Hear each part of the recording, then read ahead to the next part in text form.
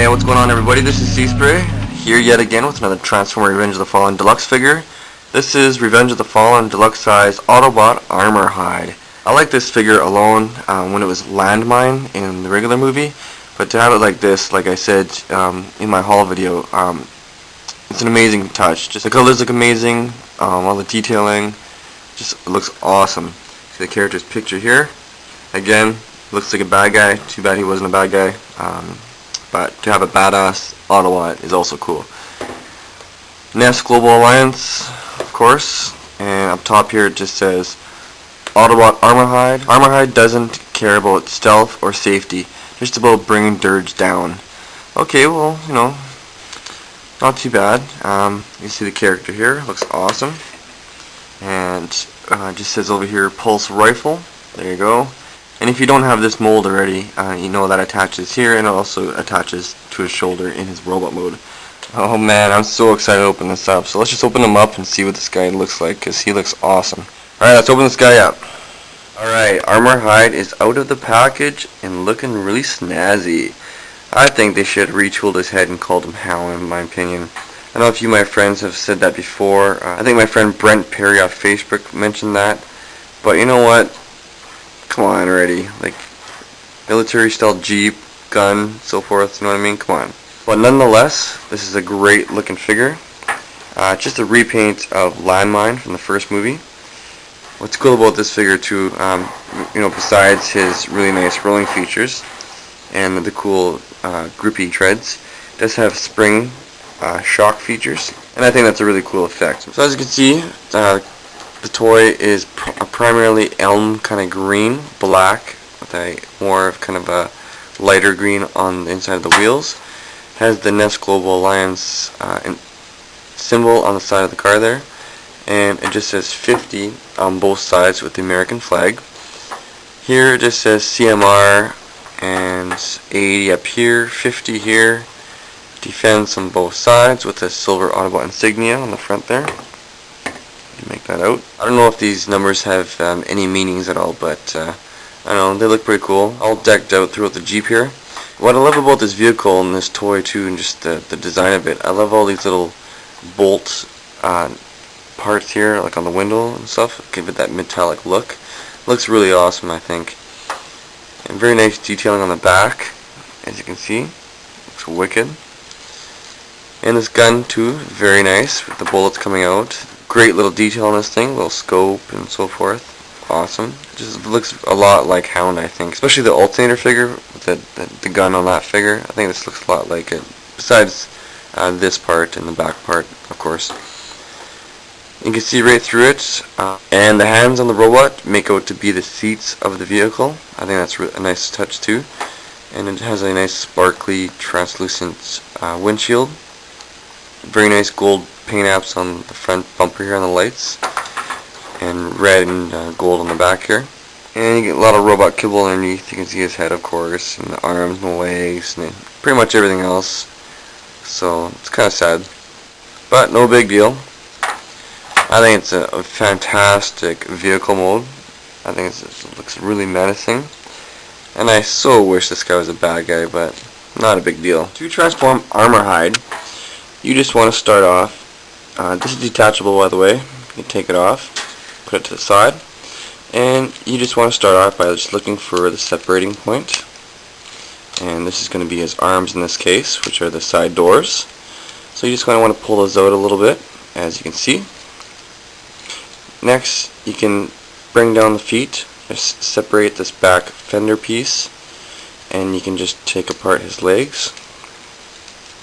Just unclip them from the back here, as you can see, and you can now pull them down. Very nice colors. I like this green and red. It looks really cool. And little pieces probably will fall off, and you can just put them to the side, and you can just attach them onto the character later after you have everything fully assembled, so that way they're not falling off while you're transforming it. Okay, so next up, you can just bring the feet forward and take these wheels, and they act as the back support for the legs, the back of the feet actually.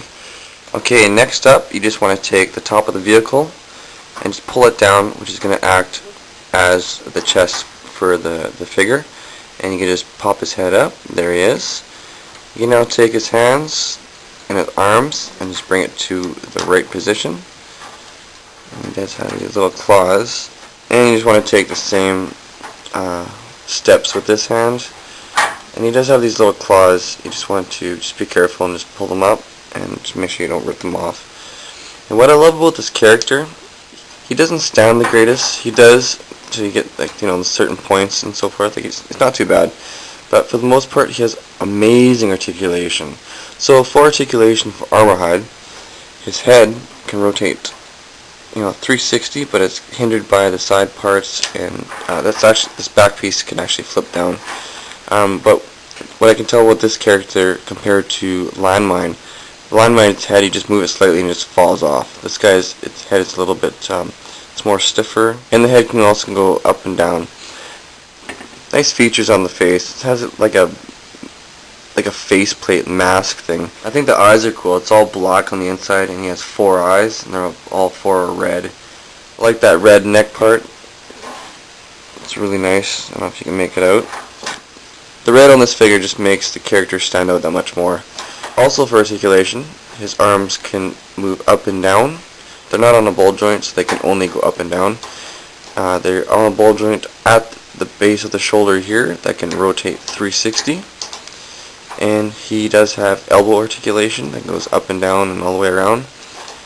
He does have wrist articulation on a ball joint. It goes 360 all the way around. And what is really cool, like I said, these are the seats earlier in this vehicle mode.